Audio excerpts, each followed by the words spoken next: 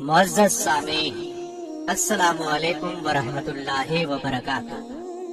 اللہ تعالیٰ فرماتا ہے، یعنی مہاجرین اور انصار میں سے جنہوں نے اسلام لانے میں سبقت اور اولیت کا شرف حاصل کیا، اور وہ لوگ جنہوں نے نیکوکاری میں ان کی اتباع کی، اللہ ان سے خوش اور وہ اللہ سے خوش ہے۔ اللہ نے ان کے لیے ایسے باغ تیار کر رکھے ہیں جن کے نیچے نہریں بہہ رہی ہیں، وہ ان میں ہمیشہ رہیں گے۔ یہ بڑی کامیابی ہے۔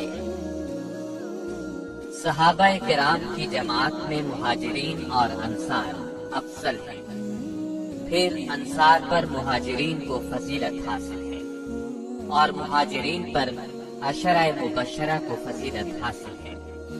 نبی اکرم صلی اللہ علیہ وسلم کا ارشاد ہے، ابو بکر جنت میں ہے، عمر جنت میں ہے، عثمان جنت میں ہے، علی جنت میں ہے، طلحہ جنت میں ہے، زبیر جنت میں ہے، عبد الرحمن بن عوف جنت میں ہے، سعد بن ابی وقاص جنت میں ہے، ابو عبیدہ بن جراح جنت میں ہے، سعید بن زید جنت میں ہے۔ اس حدیث کو ترمذی اور ابن ماجہ نے سیدنا عبد الرحمن بن عوف اور سیدنا سعید بن زید کے واسطے سے روایت کیا ہے۔ سیدنا طلحہ بن عبید اللہ کا حال سناتے ہیں، آپ ہمارے پیارے نبی صلی اللہ علیہ وسلم کے اس دنیا میں تشریف لانے کے کوئی 25 سال بعد پیدا ہوئے۔ جس وقت نبی صلی اللہ علیہ وسلم نے نبوت کا اعلان فرمایا، آپ اس وقت 15 سال کے تھے۔ اس طرح وہ 596 عیسوی میں پیدا ہوئے۔ ماں باپ نے نام طلحہ رکھا، کنیت ابو محمد تھی، یہ ان کے بیٹے کے نام پر تھی۔ آپ کا تعلق قریش کی شاخ بنو تیم سے تھا۔ یہ شاخ عزت اور مرتبے میں کسی سے کم نہیں تھی۔ باپ کا نام عبید اللہ تھا۔ آپ ابو بکر صدیق کے قریب رشتہ دار تھے۔ سلسلہ نسب آگے چل کر نبی صلی اللہ علیہ وسلم سے مل جاتا ہے۔ والد نے اسلام کا زمانہ نہیں پایا۔ والدہ کا نام صحابہ تھا، انہیں رسول اللہ کی صحابیہ بننے کا شرف حاصل ہے۔ لمبی عمر پائی اور سیدنا عثمان کے دور میں فوت ہوئی۔ سیدنا طلحہ کے بچپن کے حالات کتابوں میں بہت کم ملتے ہیں۔ لکھنا پڑھنا جانتے تھے اور قریش کے ان چند گنے چنے لوگوں میں سے تھے جو نبوت کے وقت لکھے پڑھے تھے۔ جوانی کی عمر کو پہنچے تو باپ دادا کی تجارت کا پیشہ اختیار کیا۔ بچپن ہی میں یتیم ہو گئے تھے، اس لیے جوانی کی عمر کو پہنچتے ہی کاروبار کے سلسلے میں دوسرے ملکوں کا سفر شروع کر دیا۔ عمر کا 16واں سال تھا کہ آپ صلی اللہ علیہ وسلم نے نبوت کا اعلان فرمایا۔ اسلام لانے کے بارے میں خود فرماتے ہیں کہ جب نبی صلی اللہ علیہ وسلم نے لوگوں کو اسلام کی طرف بلانا شروع کیا تو میں اپنے کاروبار کے سلسلے میں ملک شام کے شہر بصرہ گیا ہوا تھا۔ وہاں ایک گرجے میں ایک عیسائی درویش کو دیکھا جو پوچھ رہا تھا کہ آج کل مکے سے کوئی شخص آیا ہوا ہے۔ میں فوراً اس کے نزدیک گیا اور کہا، میں مکے سے آیا ہوں۔ اس نے پوچھا، کیا احمد نبی ظاہر ہو چکے ہیں؟ میں نے کہا، کون احمد؟ اس نے کہا، احمد بن عبداللہ بن عبد المطلب۔ ہماری کتابوں کے مطابق یہی ان کے ظاہر ہونے کا زمانہ ہے۔ وہ دنیا میں آخری نبی ہوں گے۔ تم واپس جا کر فوراً اپنا ہاتھ ان کے ہاتھ میں دے دے۔ میں بصرہ سے مکہ واپس آیا، لوگوں سے پوچھا، کیا میری غیر حاضری میں کوئی خاص واقعہ پیش آیا ہے؟ لوگوں نے بتایا، ہاں، محمد بن عبداللہ نے نبی ہونے کا دعویٰ کیا ہے اور ابو بکر نے ان کا دین قبول کر لیا ہے۔ میں یہ سن کر فوراً ابو بکر کے پاس گیا۔ میں نے ان سے پوچھا کہ کیا آپ نے محمد کا دین قبول کر لیا ہے؟ انہوں نے کہا، ہاں، وہ اللہ کے سچے نبی ہیں اور اللہ کے سچے دین کی طرف بلاتے ہیں۔ تم بھی ان کی دعوت قبول کر لو۔ میں نے عیسائی عالم سے جو کچھ سنا تھا انہیں بتایا۔ وہ بہت خوش ہوئے، پھر مجھے ساتھ لے کر نبی صلی اللہ علیہ وسلم کی خدمت میں حاضر ہوئے۔ میں نے آپ سے درخواست کی کہ اے اللہ کے نبی مجھے اپنے دین میں داخل کر لیں۔ آپ یہ سن کر خوش ہوئے اور اس طرح میں بھی اسلام کی دولت سے مالا مال ہو گیا۔ آپ سب سے پہلے ایمان لانے والوں میں شامل ہیں۔ طلحہ بن عبید اللہ کے چچا اور بڑے بھائی عثمان بن عبید اللہ کو جب یہ معلوم ہوا تو ان کو سخت غصہ آیا۔ انہوں نے ابو بکر اور طلحہ دونوں کو ایک ہی رسی سے باندھ کر بہت مارا پیٹا۔ دونوں نے یہ مار صبر اور حوصلے سے برداشت کی۔ قریش کا ایک سردار نوفل بن خویلد تھا۔ یہ شخص بھی مسلمانوں کا سخت دشمن تھا۔ اس نے بھی ابو بکر صدیق اور طلحہ پر بڑے ظلم توڑے، لیکن یہ دونوں چٹان کی طرح اپنے دین پر قائم رہے۔ والدہ بھی شروع میں اسلام کے خلاف تھی۔ ان کو اسلام قبول کرنے کی خبر ہوئی تو بہت بگڑی، بہت سختی کی، لیکن بیٹے نے اسلام سے منہ نہ موڑا۔ اللہ کی شان، بعد میں والدہ خود مسلمان ہو گئیں اور نبی صلی اللہ علیہ وسلم کی خدمت میں حاضر ہو کر صحابیہ بننے کا شرف حاصل کیا۔ جب یہ کسی طرح اسلام چھوڑنے پر آمادہ نہ ہوئے تو ان کو ان کے حال پر چھوڑ دیا۔ تب طلحہ اپنے کاروبار میں پھر سے مشغول ہو گئے، ساتھ ہی نبی صلی اللہ علیہ وسلم کی خدمت میں بھی باقاعدگی سے حاضر ہونے لگے۔ نبوت کے 13ویں سال رسول اللہ نے مدینے کی طرف ہجرت فرمائی۔ ان دنوں سیدنا طلحہ اپنے تجارتی قافلے کے ساتھ شام کے سفر پر تھے۔ یہ شام سے واپس آ رہے تھے۔ راستے میں ان کی ملاقات نبی صلی اللہ علیہ وسلم سے ہو گئی۔ انہوں نے کچھ شامی کپڑے آپ اور ابو بکر صدیق کو پیش کیے اور بتایا کہ مدینے کے لوگ بہت بےتابی سے آپ کا انتظار کر رہے ہیں۔ پھر وہ مکے کی طرف روانہ ہو گئے اور نبی صلی اللہ علیہ وسلم نے مدینے کی طرف اپنا سفر جاری رکھا۔ سیدنا طلحہ نے چند دنوں کے اندر اندر اپنے کاروبار کو سمیٹا اور پھر مدینے کی طرف روانہ ہوئے۔ والدہ نے بھی آپ کے ساتھ ہجرت کی۔ مدینے میں آپ سعد بن زرارہ انصاری کے مہمان بنے۔ بھائی چارے کے وقت نبی صلی اللہ علیہ وسلم نے سیدنا طلحہ بن عبید اللہ کو کعب بن مالک کا بھائی بنایا۔ بدر کا معرکہ پیش آیا تو آپ نے طلحہ بن عبید اللہ اور سعید بن زید کو کافروں کی خبر لینے کے لیے شام بھیجا۔ جب یہ واپس آئے تو بدر کی لڑائی ختم ہو چکی تھی۔ آپ دونوں کو لڑائی میں شریک سمجھا گیا، اس لیے کہ انہیں کافروں کی خبریں لانے کے لیے بھیجا گیا تھا، اور یہ کام بھی لڑائی ہی کا ایک حصہ تھا۔ لہٰذا مال غنیمت میں سے انہیں بھی ایک حصہ دیا اور یہ بھی فرمایا کہ تم جہاد کے ثواب سے محروم نہیں رہو گے۔ احد کی لڑائی میں بھی آپ شریک تھے۔ جس وقت رسول اللہ صلی اللہ علیہ وسلم کی ہدایت پر عمل نہ کرنے کی وجہ سے مسلمانوں کے پاؤں اکھڑے تو اس وقت جن صحابہ نے آپ کی حفاظت کے لیے خود کو ڈھال بنایا ان میں سیدنا طلحہ بھی تھے۔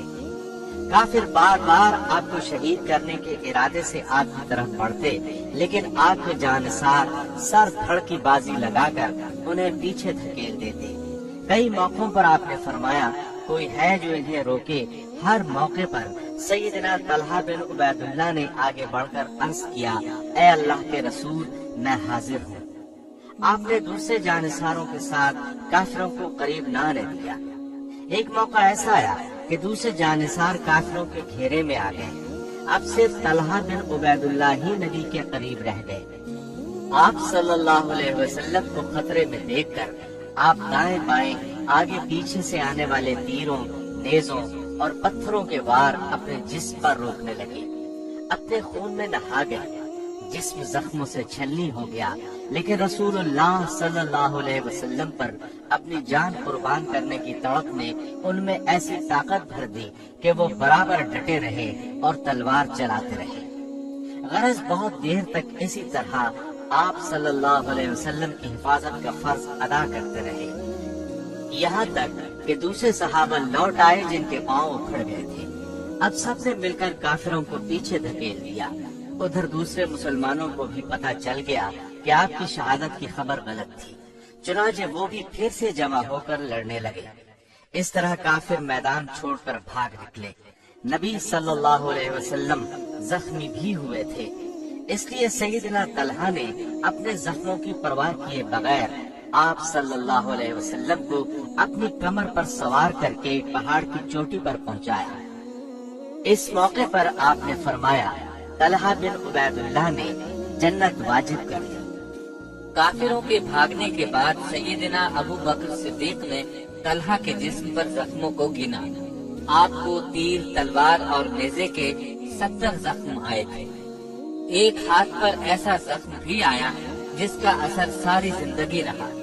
یہ بھی کہا جاتا ہے کہ ان کا پورا ہاتھ ہمیشہ کے لیے شل ہو گیا، اور یہ بھی کہا گیا کہ 2 انگلیاں ہمیشہ کے لیے بیکار ہو گئی تھی۔ آپ جب نبی صلی اللہ علیہ وسلم کی حفاظت کے لیے زخم پر زخم کھا رہے تھے تو آپ نے ان کے بارے میں یہ الفاظ بھی ارشاد فرمائے، یہ طلحہ نہیں خیر ہے، یعنی طلحہ نیکی اور بھلائی کا نمونہ ہے۔ ابو بکر فرمایا کرتے تھے، احد کا دن سچ پوچھو تو طلحہ کا دن تھا۔ عمر فاروق انہیں دیکھ کر فرمایا کرتے تھے، اے طلحہ، اے احد والے، اے صاحب احد، اے احد کے مرد میدان۔ احد کی لڑائی کے بعد بھی جو لڑائیاں ہوئیں ان سب میں بھی سیدنا طلحہ رسول اللہ کے ساتھ رہے۔ ہجرت کے 6 سال جب بیعت رضوان ہوئی تو اس وقت بھی سیدنا طلحہ موجود تھے۔ اس کے بعد آپ نے خیبر کی لڑائیوں میں بھی برابر حصہ لیا۔ فتح مکہ کے موقع پر بھی آپ کے ساتھ تھے۔ حنین کی لڑائی میں بھی آپ 12,000 مجاہدین کے ساتھ روانہ ہوئے، ان میں طلحہ بھی تھے۔ اس لڑائی کے شروع میں بھی مسلمانوں کے پاؤں اکھڑ گئے تھے۔ ایسے نازک وقت میں سیدنا عباس نے مسلمانوں کو اس طرح آواز دی، اے انصار کی جماعت، اے وہ لوگوں جنہوں نے درخت کے نیچے اسلام کی خاطر جانیں قربان کرنے کی بیعت کی۔ اس آواز کا کانوں میں پڑنا تھا کہ مسلمان پلٹ پڑے اور نہایت بہادری سے لڑ کر دشمن کو شکست دی۔ تبوک کی مہم کے لیے سیدنا طلحہ نے آپ کی خدمت میں ایک بڑی رقم پیش کی۔ اس رقم کو دیکھ کر آپ نے انہیں فیاض کا لقب عطا فرمایا۔ تبوک کے سفر میں بھی سیدنا طلحہ آپ کے ساتھ تھے۔ ہجرت کے 10ویں سال نبی صلی اللہ علیہ وسلم حج کے لیے مکہ تشریف لے گئے۔ 1 لاکھ سے زائد مسلمان ساتھ تھے، ان میں سیدنا طلحہ بھی شریک تھے۔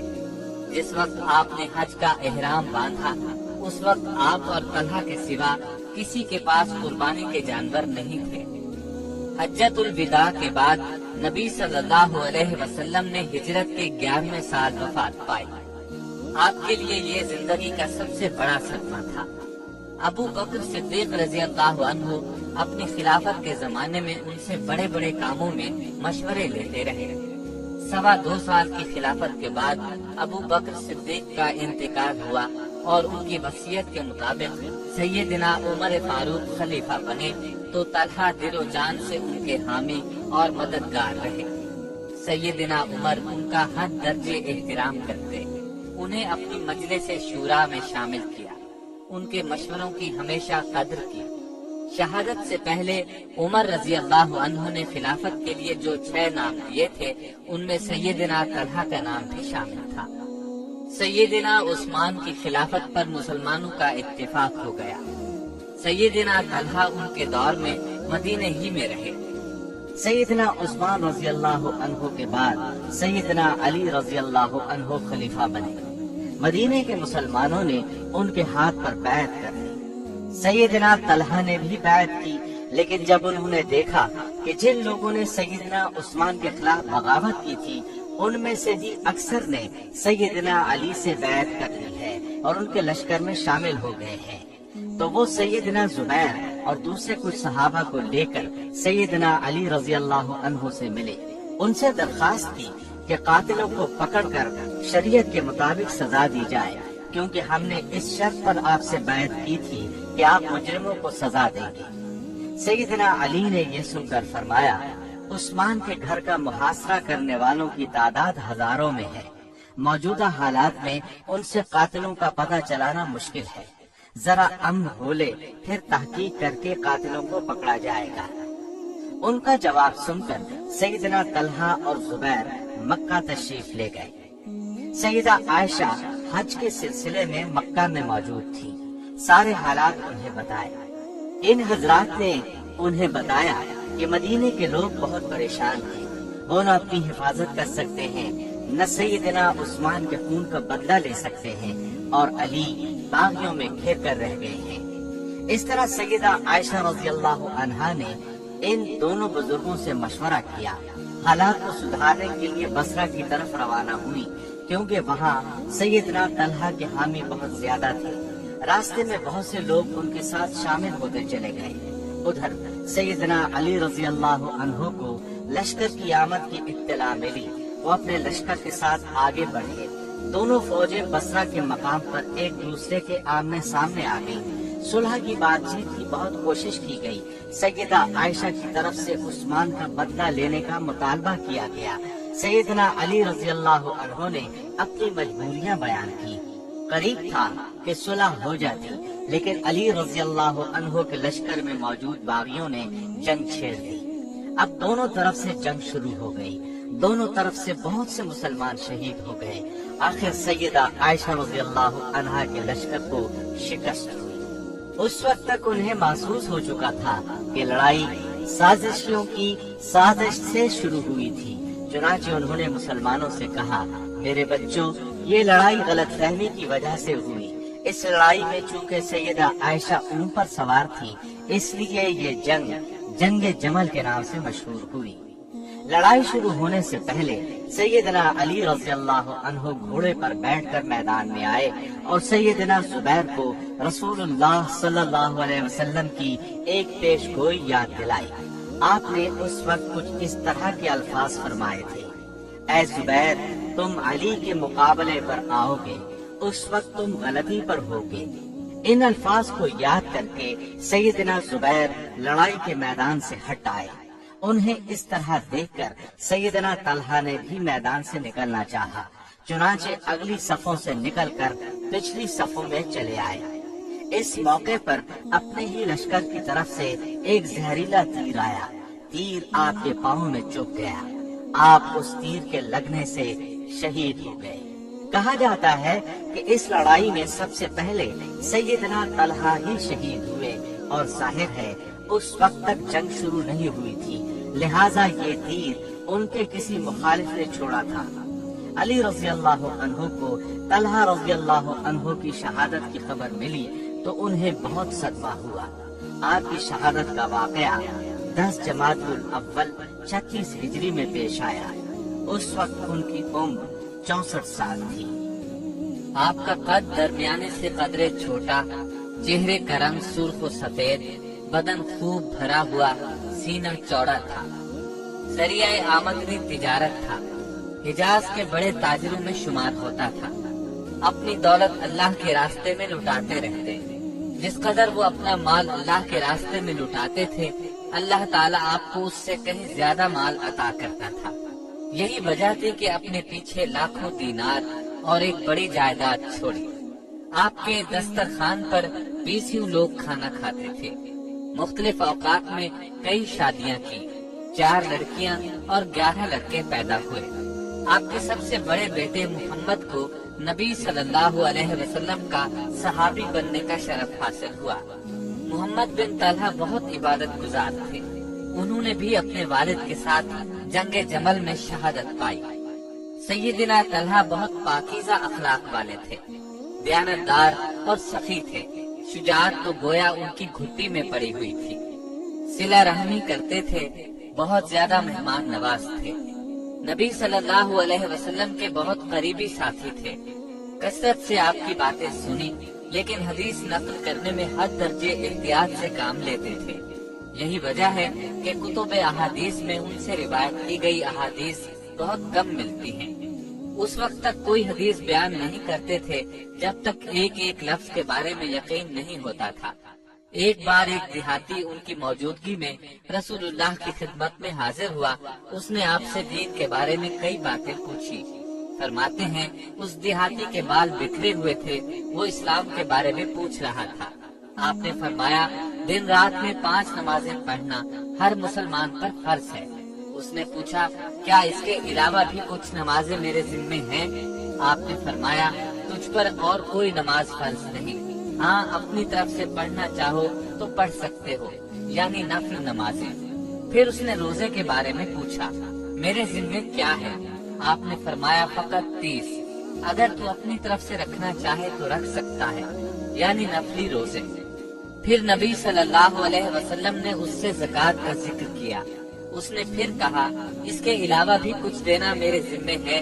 آپ نے فرمایا نہیں، کچھ نہیں، لیکن اگر تو اپنی طرف سے کچھ دینا چاہے تو دے سکتا ہے۔